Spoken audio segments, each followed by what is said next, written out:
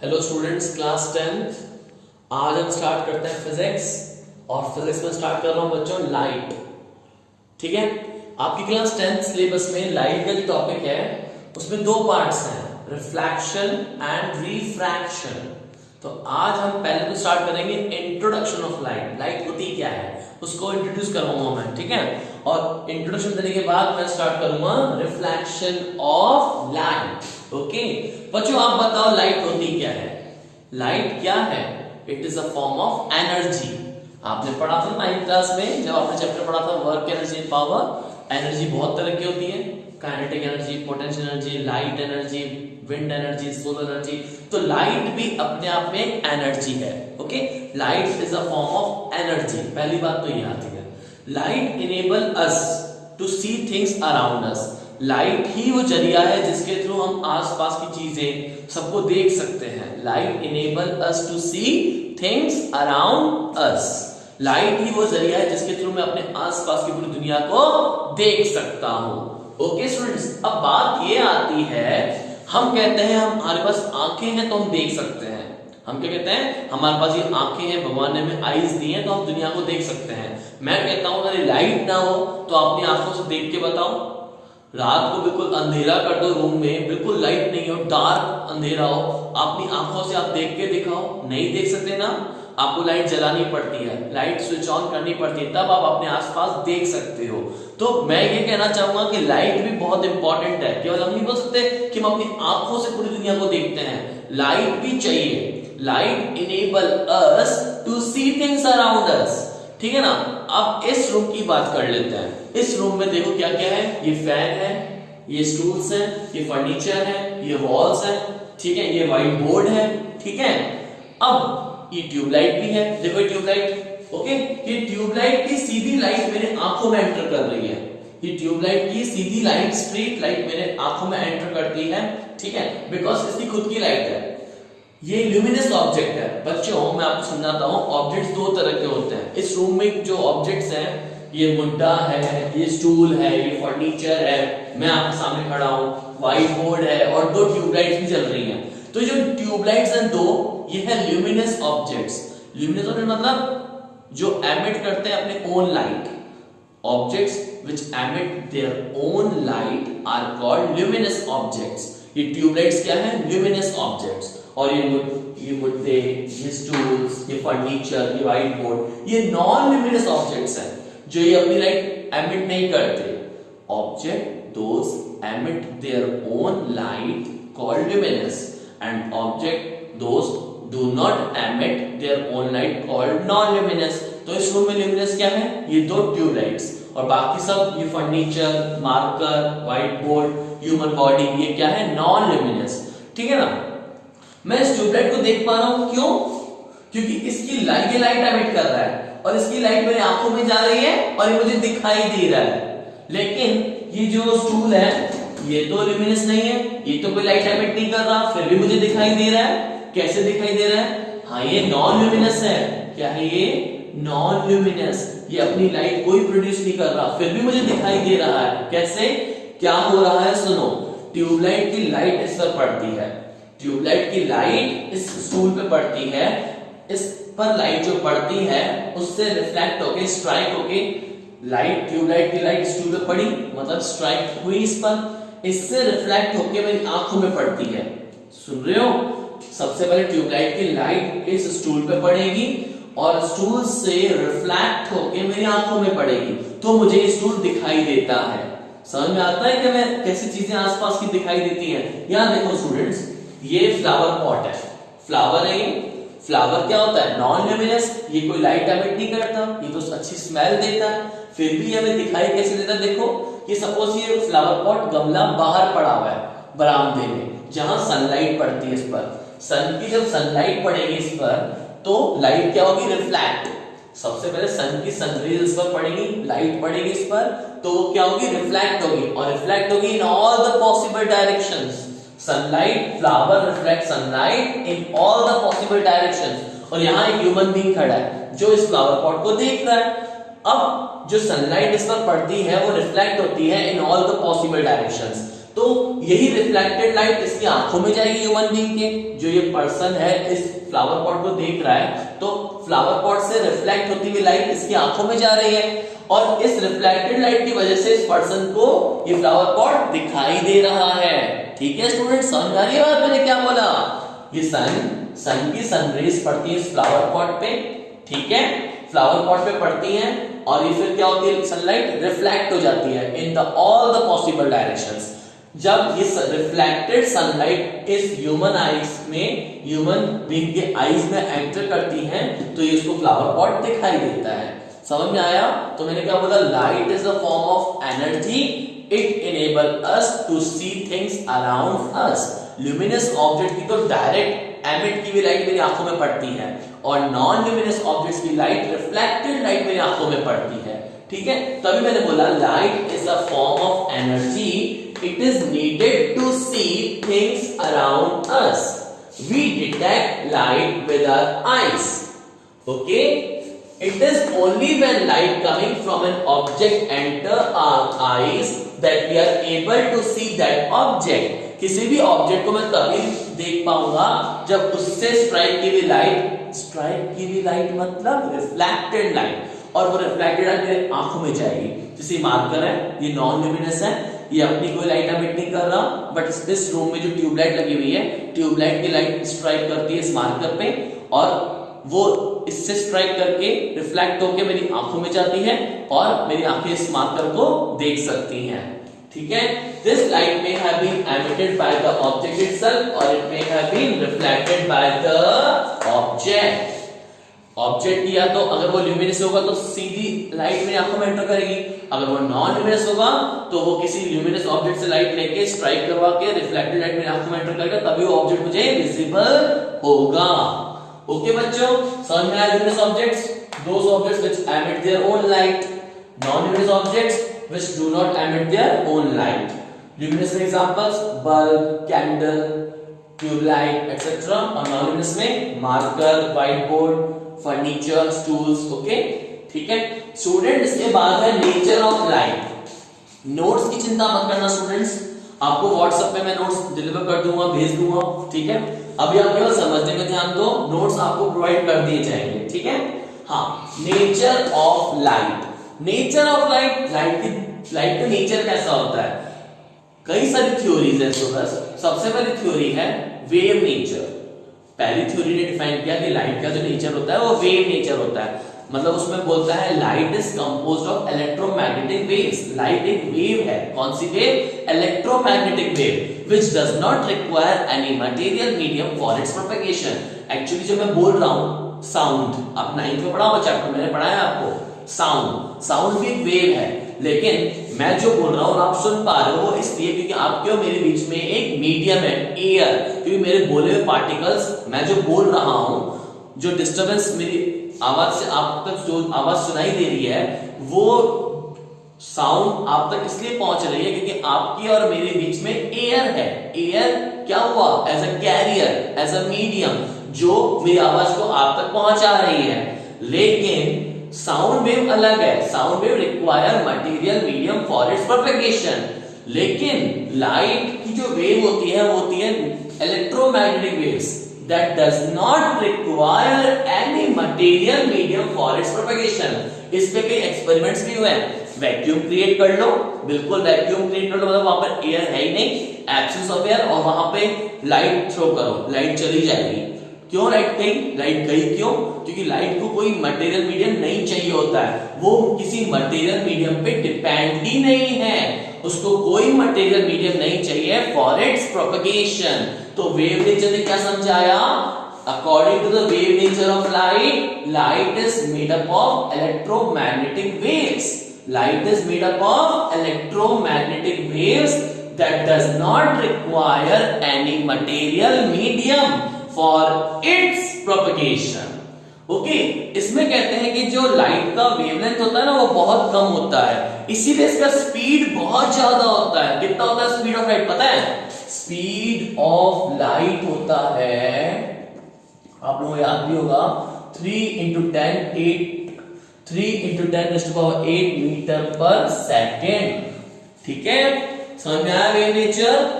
According to the wave nature of light, light is composed of electromagnetic waves. It does not require any material medium for its propagation. Okay? और इन waves का wavelength बहुत कम होता है, इसलिए इसकी speed बहुत high होती है। ठीक है, दूसरा नेचर है पार्टिकल नेचर ऑफ लाइट। बच्चों, पार्टिकल नेचर ने क्या बताया? पार्टिकल नेचर ने बताया light is composed of tiny tiny particles. Light is composed of tiny tiny particles. That particles, अगर हम एक पार्टिकल की बात करें तो उसको हम बोलते हैं फोटोन। क्या बोलते हैं? Elementary particle. उसको हमने नाम क्या दिया? Elementary particle called photon. Basic unit of light, हाँ, फोटोन। पार्टिकल नेचर ने हमें ये समझाया light is composed of made up of a lot of tiny particles and that particles move on, okay, and that particle we called elementary particle we called photon. Students, कई सारे phenomenas हैं। कुछ phenomenas तो depend है wave nature पे और कुछ phenomenas depend है पार्टिकल नेचर पे। मैं कुछ फिनोमिनाज के नाम भी बोलना चाहूंगा, ये मैं लिखना चाहूंगा। बच्चों देखो, जैसे डिफ्रैक्शन, ये अभी आपके 10th में कोर्स में नहीं है, आप 12th में पढ़ेंगे। अगर आप 11th में साइंस मैथ्स या साइंस बायो लोगे ना, तो आप पढ़ोगे 12th की फिजिक्स में डिफ्रैक्शन। कॉलेजेस में पढ़ोगे, हाई लेवल पे, 10th में नहीं है। डिफ्रैक्शन, पोलराइजेशन, इंटरफेरेंस, ये सब प्रोसेसेस जो हैं लाइट के प्रोसेस हैं ये बच्चों। ये प्रोसेस ऑफ लाइट जो है ये आप हायर स्टडीज में पढ़ोगे 12th में या 12th के बाद। ये तीनों प्रोसेस जो है ना, डिफ्रैक्शन, पोलराइजेशन, इंटरफेरेंस, ये किस पर बेस्ड है? वेव नेचर पर। किस पर? वेव नेचर पे बेस्ड है ये। मतलब ये तीनों फिनोमिना डिफाइन करते हैं, हाँ, ये सिद्ध करते हैं, ये प्रूफ करते हैं कि लाइट का वेव नेचर होता है। इसी के साथ साथ जो हमने अभी 10th में पढ़ेंगे, 10th में क्या पढ़ेंगे? रिफ्लेक्शन ऑफ लाइट और रिफ्रैक्शन ऑफ लाइट। ये सब जो प्रोसेस है, रिफ्रैक्शन जो 10th में पढ़ने वाले हैं, ये प्रूव करते हैं कि लाइट का पार्टिकल नेचर होता है। कौन सा नेचर होता है? Particle nature. तो देखो, diffraction, polarisation, interference proves light is of wave nature. Reflection, refraction proves that light is of particle nature. तो हम किसी भी बात को झुठला नहीं सकते, मना नहीं कर सकते कि वेव है तो पार्टिकल नहीं है, पार्टिकल है तो वेव नहीं है, दोनों ही हैं। इसीलिए बोलते हैं लाइट हैज डुअल नेचर। क्या बोलते हैं? लाइट हैज डुअल नेचर, दोनों ही उसके नेचर हैं। Okay, light has dual nature. Okay class, तो समझ में आया लाइट का सिंगल नेचर नहीं है, कैसा नेचर है? Dual nature. ओके स्टूडेंट्स, इसके बाद मैं आपको बताऊंगा, मैंने आपको कुछ बताया नेचर ऑफ लाइट। दो तरह के नेचर हैं, डुअल नेचर है, wave nature, particle nature. Wave nature पे जो फिनोमिना है वो कौन से हैं? Diffraction, polarisation, interference. और पार्टिकल नेचर जो फिनोमिना है वो कौन से हैं? रिफ्लेक्शन और रिफ्रैक्शन। हमें 10th में यही दोनों पढ़ने हैं, रिफ्लेक्शन और रिफ्रैक्शन। तो मैं आ जाऊं अपने कोर्स पे, जो हमारा 10th का कोर्स है। हमारे 10th में दो ही टॉपिक्स हैं, रिफ्लेक्शन एंड रिफ्रैक्शन। एक एक करके स्टार्ट करेंगे। तो आज हम अपना पहला जो टॉपिक है स्टार्ट करते हैं लाइट का। ये अभी जो मैंने बोला ये सब इंट्रोडक्शन था लाइट का, मैंने आपको इंट्रोडक्शन दिया कि लाइट है क्या। अब अपने कोर्स पे जाते हैं, जो 10th का सिलेबस है हमारा सीबीएसई का, उसमें पहला चैप्टर ये है reflection of light. Reflection of light. Students चलो बताओ रिफ्लेक्शन होता क्या है? What is reflection? Reflection means, देखो एग्जांपल दो आपको। सपोज ये ऑब्जेक्ट है, सपोज मिरर है। अभी मिरर बताऊंगा मिरर होता क्या है। मिरर, इस पे लाइट आई, क्या कहते हैं जब लाइट आती है तो? Incident ray. आपने 8th में पढ़ा होगा, 8th क्लास की जनरल साइंस की बुक में लाइट छोटा सा इंट्रोडक्शन होता है आपके कोर्स में। आपने 7th 8th में काफी अच्छे से पढ़ा है, मुझे अच्छे से याद है। ये लाइट आई, इसे क्या बोलेंगे? Incident light. इस मिरर पे स्ट्राइक हुई, this is called point of incidence. अब ये लाइट आगे पास ऑन नहीं हुई, क्योंकि यहाँ पे स्ट्राइक करके हिट करके रिफ्लेक्ट हो गई ऐसे। यू। तो बोलते हैं प्रोसेस ऑफ सैंडिंग बैक। क्या बोला मैंने, सरल शब्दों में समझाना चाहूंगा मैं, प्रोसेस ऑफ सैंडिंग बैक। वापस सुनो, process of sending back light by the surface reflected by the surface called reflection of light. देखो ना, लाइट आती है, हिट करती है सरफेस पे और फिर रिफ्लेक्ट होके इधर रिफ्लेक्ट होगी। तो ये कौन सी लाइट है, इंसिडेंट लाइट, इंसिडेंट लाइट। और ये क्या है, रिफ्लेक्टेड लाइट, ये रिफ्लेक्टेड लाइट। ठीक है स्टूडेंट्स, तो इसे कहते हैं रिफ्लेक्शन ऑफ लाइट। देखो यहां पर मैंने समझा था आपको, रिफ्लेक्शन ऑफ लाइट क्या होता है, प्रोसेस ऑफ सैंडिंग बैक। ये इस पॉइंट से लाइट फॉल होती है मिरर पे, ये मिरर बना दिया मैंने, लाइट फॉल्स ऑन मिरर, यहां से सेंड बैक हुआ, सेंड बैक होती है कौन सी, reflected light, light is reflected by the mirror.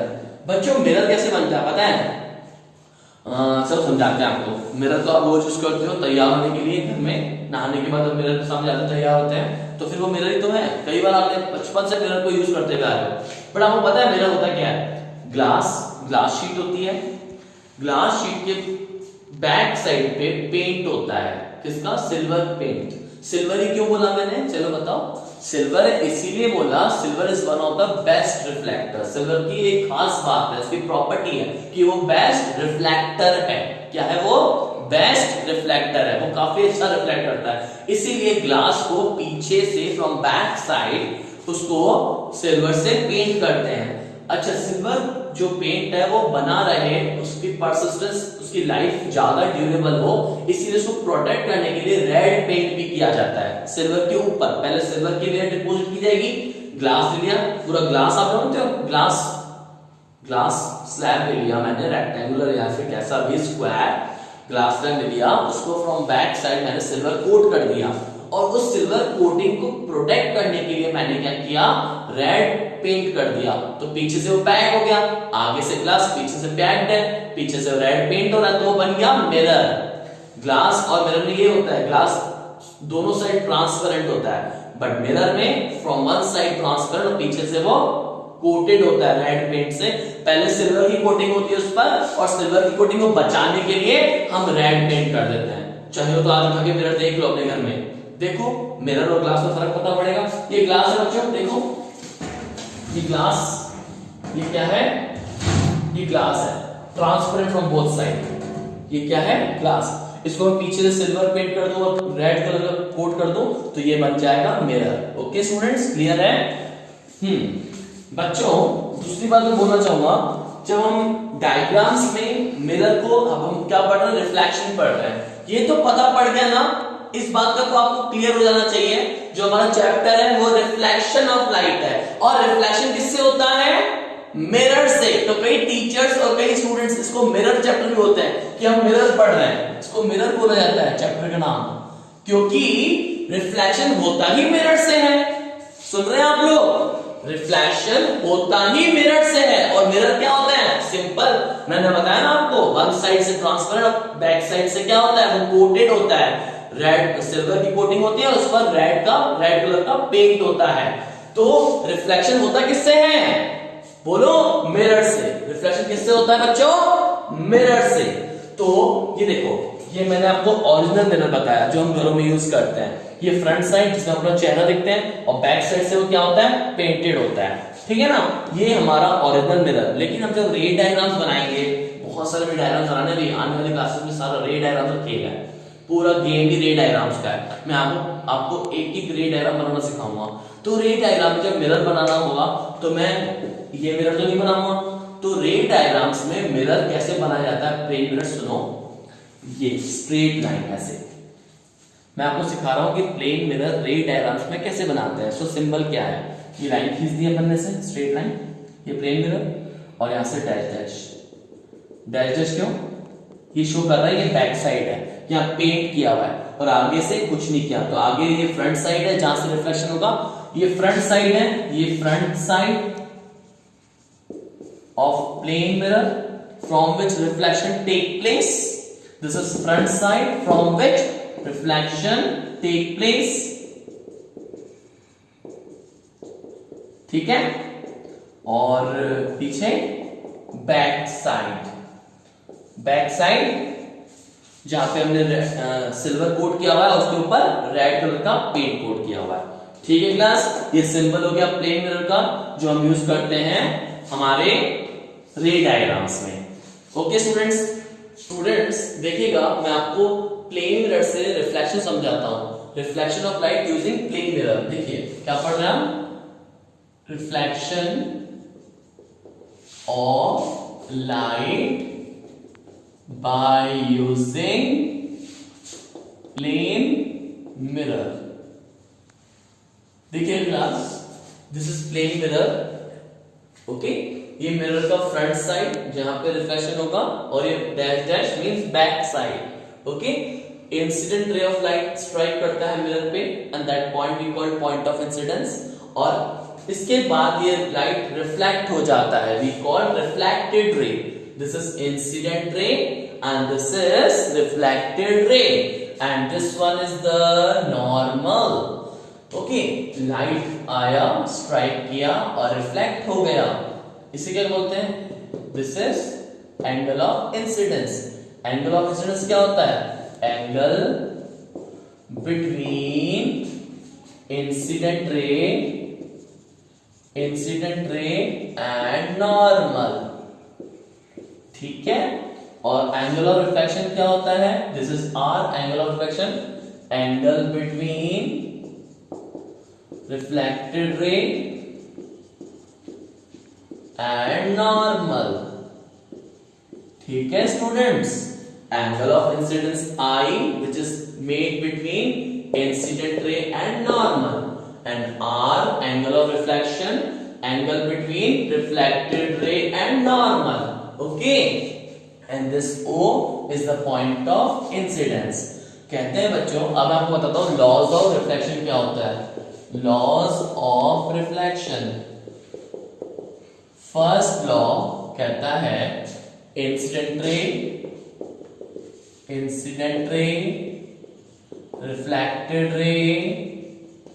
Reflected ray and normal all lie in the same plane, ठीक है। क्या बोला फर्स्ट लॉ ने, incident ray, reflected ray, normal and all lie in the same plane. देखो ये incident ray, reflected ray and normal all lie in the same plane. Second law क्या बच्चों, angle I equals to angle R, angle of incidence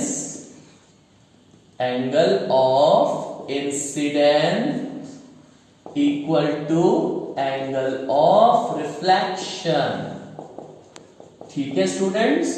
what is second law of reflection, angle I equals to angle R, angle of incidence equal to angle of reflection, means I equals to R। एक question आता है मन में, मैं आपसे पूछता हूं, what happen अगर ये मिरर है, सपोज रे ऑफ लाइट स्ट्रेट आता है, स्ट्रेट मींस परपेंडिकुलरली, तो क्या होता है, इफ अ रे of light falls normally, physics में जो वर्ड यूज होता है नॉर्मली मींस परपेंडिकुलरली, हाँ ध्यान रखना, जहां भी मैं वर्ड बोलूं नॉर्मल मींस परपेंडिकुलर, ध्यान रखो मैथ्स और फिजिक्स में नॉर्मल वर्ड होता है परपेंडिकुलर के लिए, ठीक है। If a light ray falls normally और perpendicularly on the mirror, what happens then, this ray of light after reflection retrace their own path, ये अपने पाथ पे रिटर्न हो जाएगा। अगर कोई रे ऑफ लाइट परपेंडिकुलरली आता है मिरर पे, तो रिफ्लेक्शन के बाद क्या होगा, ये अपने ही पाथ पे क्या हो जाएगा, रिट्रेस, मतलब अपने ही पाथ पे क्या हो जाएगा, रिवर्ट, जैसे आया वैसे ही चला गया। समझ में आई बात, मैंने क्या बोला, क्वेश्चन क्या था, व्हाट हैपेंस व्हेन अ रे of light falls perpendicularly on the surface of mirror, answer is it revert back along the same path, मतलब ये जिस वे से आया, जिस पाथ से आया उसी पाथ पे वापस लौट जाएगा। आंसर क्या होगा, it revert back along the same path. इसके बाद स्टूडेंट्स मेरे पास कुछ टॉपिक्स हैं, छोटे-छोटे टॉपिक्स मैं डिस्कस करना चाहूंगा, जैसे कि रिफ्लेक्शन के टाइप्स, रेगुलर रिफ्लेक्शन क्या होता है और डिफ्यूज रिफ्लेक्शन क्या होता है। देखिएगा इसमें रेगुलर रिफ्लेक्शन और डिफ्यूज रिफ्लेक्शन समझाने से पहले मैं आपको क्लियर करूंगा सरफेसेस कितने तरह के होते हैं। सबसे पहले रिफ्लेक्शन, ये 2 टाइप्स का होता है, रेगुलर रिफ्लेक्शन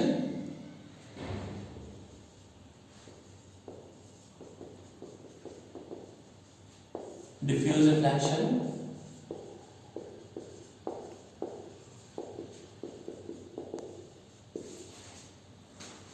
रिफ्लेक्शन 2 टाइप्स के, regular reflection and diffuse reflection. Regular reflection और डिफ्यूज रिफ्लेक्शन समझने से पहले आप सरफेस समझो।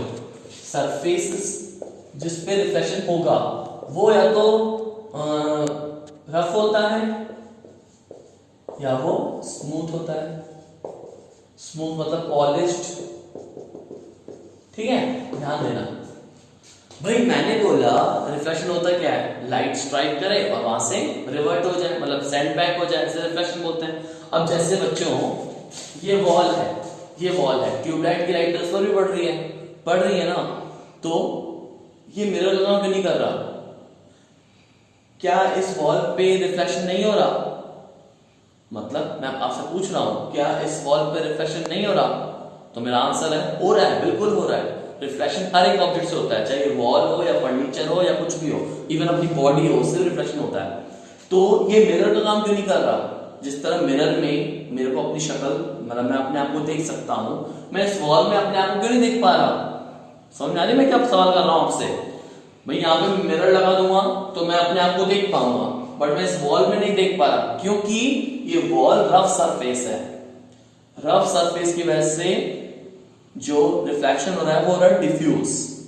और अगर मैं यहीं पर मिरर लगा दूं, मिरर होता है हाईली पॉलिश्ड। मिरर क्या होता है बच्चों? Highly polished. और हाईली पॉलिश सरफेस से क्या होता है, रिफ्लेक्शन ऐसा होता है कि हमें अपनी इमेज ही बनती हुई नजर आती है, ठीक है ना। अब देखिए मैंने बोला surfaces are of 2 types, rough and smooth.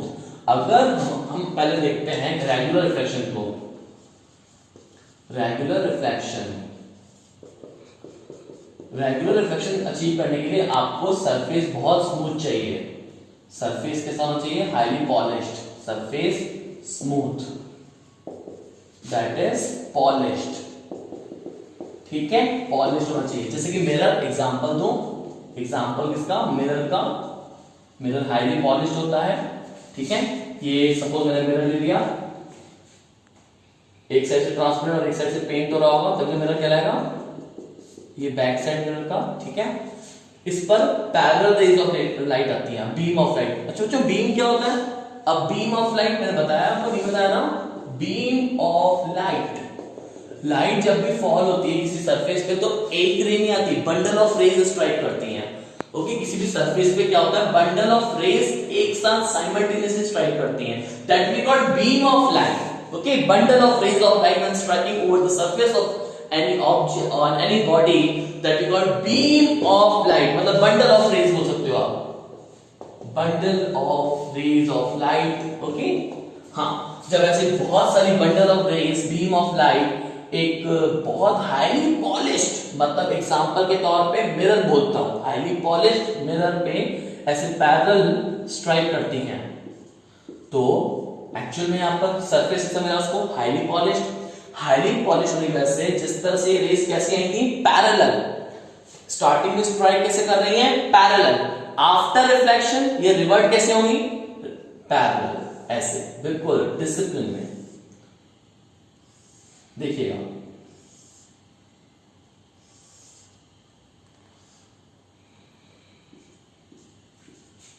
ये कैसा रिफ्लेक्शन है? Regular reflection. रेगुलर रिफ्लेक्शन में कौन सा सरफेस चाहिए होता है मुझे? Highly polished surface, highly polished surface, ठीक है। A beam of light, bundle of rays when strike over highly polished surface then after reflection ये अगेन कैसे रहता है, ऐसे पैरेलल। ओके, मतलब स्ट्राइकिंग से पहले भी पैरेलल और स्ट्राइकिंग के बाद रिफ्लेक्शन में भी पैरेलल। तो इसमें हमें पूरी इमेज मिलती है। क्या मिलती है, इमेज। जिस तरह आप अपने मिरर के सामने खुद को देखते हो ना, वो क्या होता है, रेगुलर रिफ्लेक्शन ही होता है। अब मैं सरफेस स्मूथ नहीं ले रहा हूं, मैं ले रहा हूं रफ सरफेस, मतलब मैं आपको समझा रहा हूं डिफ्यूज रिफ्लेक्शन। अब देखो डिफ्यूज में क्या होगा, डिफ्यूज रिफ्लेक्शन में क्या होता है स्टूडेंट्स, डिफ्यूज रिफ्लेक्शन हम सरफेस कैसा लेंगे, रफ, कुछ ऐसा जिसमें सरफेस स्मूथ नहीं है, रफ है, रफ सरफेस लिया मैंने, दिस इज रफ सरफेस। ठीक है, रफ सरफेस पे क्या हुआ, बंडल ऑफ रेज आया, बीम ऑफ लाइट स्ट्राइक किया। ठीक है, अब आफ्टर स्टार्टिंग में तो क्या था, जब लाइट आई वो क्या थी, parallel beam of light, parallel bundle of rays, हाँ पैरेलल थे। बट आफ्टर रिफ्लेक्शन में क्या हुआ, ये सपोज लाइट आफ्टर रिफ्लेक्शन इधर मूव करता है, ये इधर मूव करता है, ये इधर मूव करता है, ये फिर बिल्कुल ही नीचे मूव करता है। मतलब इनका कोई डिसिप्लिन नहीं है, they are moving in all the possible directions after reflection. Means reflected light जो होती है इसमें, they are moving in all different directions. इनमें कुछ पैरेललिज्म अचीव नहीं होता, तो इसमें कोई इमेज भी नहीं बनती। ये कौन सा एग्जांपल है, डिफ्यूज रिफ्लेक्शन। ठीक है स्टूडेंट्स, समझ में आया डिफरेंस रेगुलर रिफ्लेक्शन और डिफ्यूज रिफ्लेक्शन में? डायग्राम समझ में आया? रेगुलर रिफ्लेक्शन में सरफेस अच्छी होता है, smooth, highly polished, just like example mirror. इसमें parallel rays of light strike करती हैं and after reflection it becomes parallel. Initially ये parallel rays of light strike करती है मिरर पे और आफ्टर रिफ्लेक्शन ये पैरेलल ही रहती हैं, तभी से इमेज बनने के इमेज बनता है इसके अंदर, हम अपनी इमेज को ऑब्टेन करते हैं इसके अंदर। ठीक है, लेकिन डिफ्यूज रिफ्लेक्शन में क्या होता है, सरफेस इज रफ, सरफेस कैसा होता है, रफ सरफेस होता है, उबड़ खाबड़ ऐसा। तो इस पे जब parallel rays of light strike भी करती है ना, तो स्ट्राइक होने के बाद रिफ्लेक्शन के बाद ये जो रिफ्लेक्टेड लाइट्स होती हैं वो पैरेलल नहीं रहती। वो रिफ्लेक्टेड लाइट रेज क्या होती है, रिफ्लेक्टेड लाइट रेज पैरेलल नहीं रहती, they are moving in different directions, they are moving in different direction. देखो ये फर्स्ट लाइट इधर चला गया, सेकंड नीचे चला गया, थर्ड फिर इधर आ गया, फोर्थ और नीचे चला गया। मतलब इनका कुछ फिक्स नहीं है, they are reflected light rays, are reflected light rays in diffuse reflection moving in all different directions. तो एक पर्टिकुलर इमेज नहीं बनती, इसमें कुछ नहीं होता। समझ में आया, रेगुलर डिफ्यूज। ओके स्टूडेंट्स, आज तक काफी है, मैं आपको नोट्स प्रोवाइड करूंगा। नेक्स्ट लेक्चर में हम और आगे बढ़ेंगे। ऑब्जेक्ट्स कितने तरह के होते हैं, point objects, large objects, images कितने तरह की होती हैं, रियल इमेज, वर्चुअल इमेज। फिर हम और आगे बढ़ेंगे, प्लेन मिरर पढ़ेंगे, प्लेन मिरर के बाद concave mirror, convex mirror. Chapter काफी बड़ा है, अराउंड काफी 7 to 8 लेक्चर्स लगेंगे। मुझे न्यूमेरिकल्स कराने हैं, मिरर फॉर्मूला पढ़ाना है, काफी कुछ पढ़ना है। अभी हम आज तो बिल्कुल स्टार्ट ही किया है, तो मैं आपको नोट्स प्रोवाइड करता रहूंगा टाइम टू टाइम। लेक्चर्स को अच्छे से देखो, पूरा सुनो, 2 बार सुनो, पूरे कॉन्सेप्ट्स क्लियर करो। फिर भी कोई डाउट आता है तो आप मेरे व्हाट्सएप नंबर पे मुझे मैसेज कॉल कर सकते हो। ओके स्टूडेंट्स, पढ़ो घर पे बैठ के। ठीक है, बाय बच्चों।